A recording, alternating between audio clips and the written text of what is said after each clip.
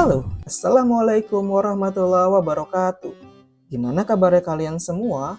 Rumah masih aman dari sound horeg?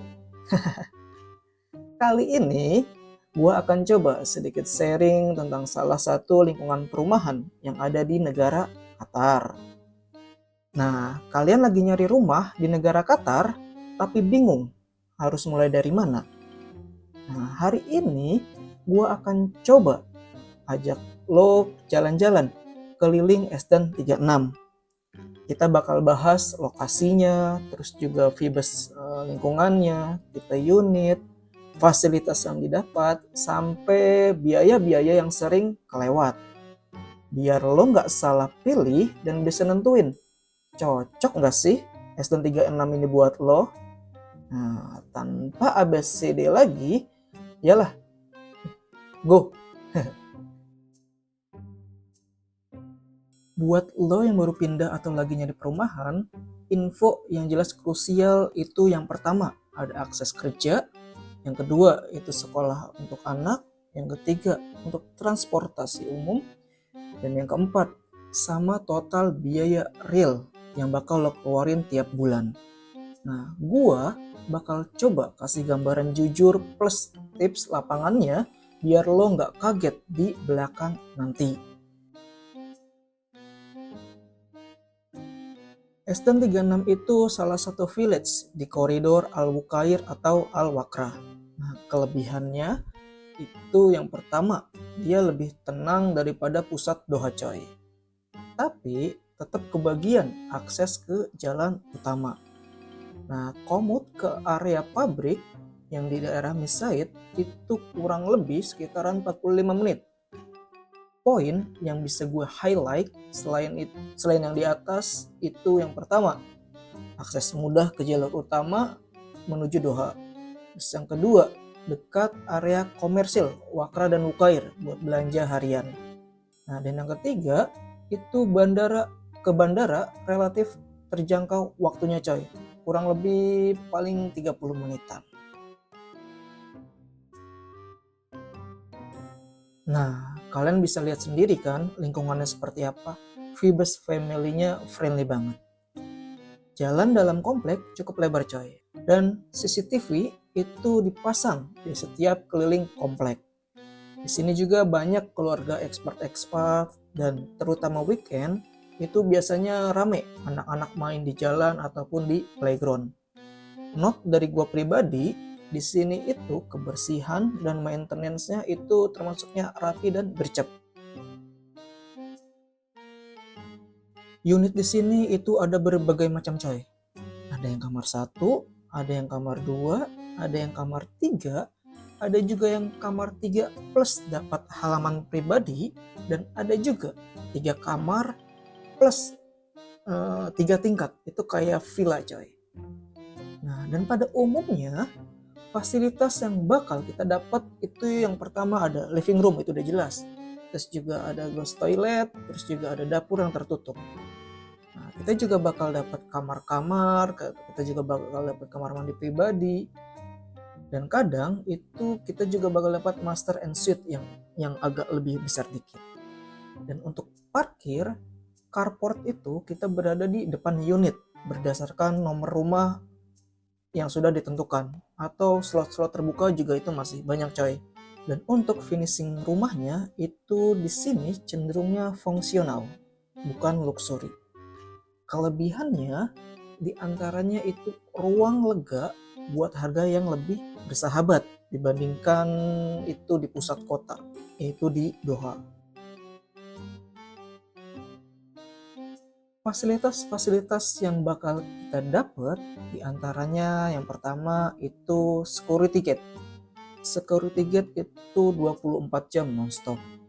Terus kita juga bakal dapat taman bermain atau playground untuk anak. Di sini juga kita bakal dapat kolam renang dan gym. Itu kita bisa cek jam operasionalnya karena setiap hari, setiap jam itu beda-beda. Ada yang untuk cewek, ada yang untuk cowok, ada yang untuk umum, kita bisa cek.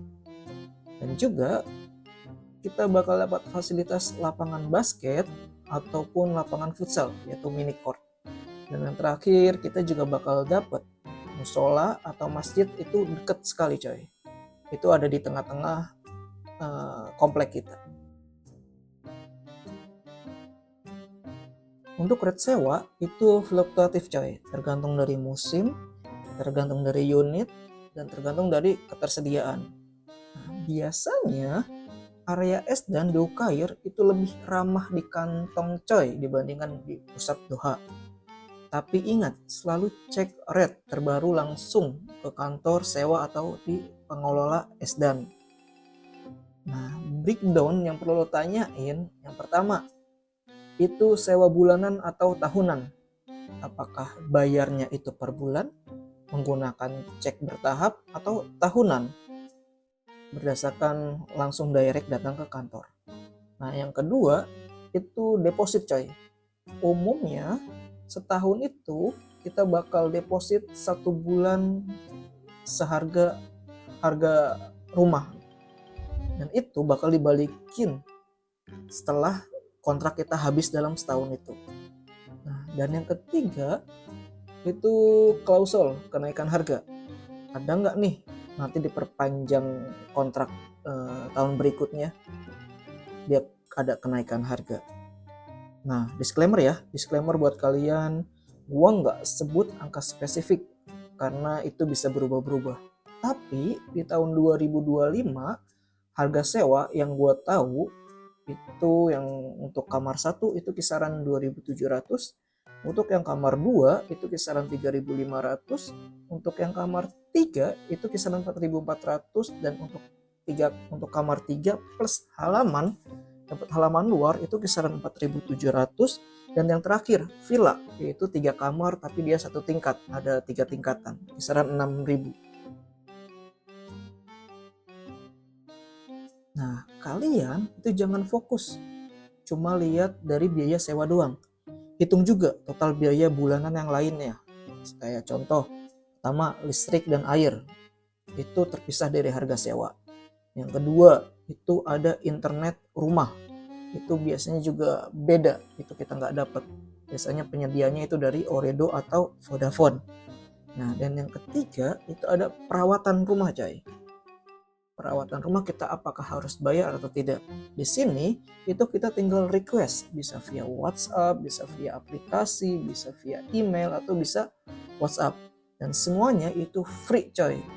Tapi spare part tertentu itu biasanya dikenain biaya.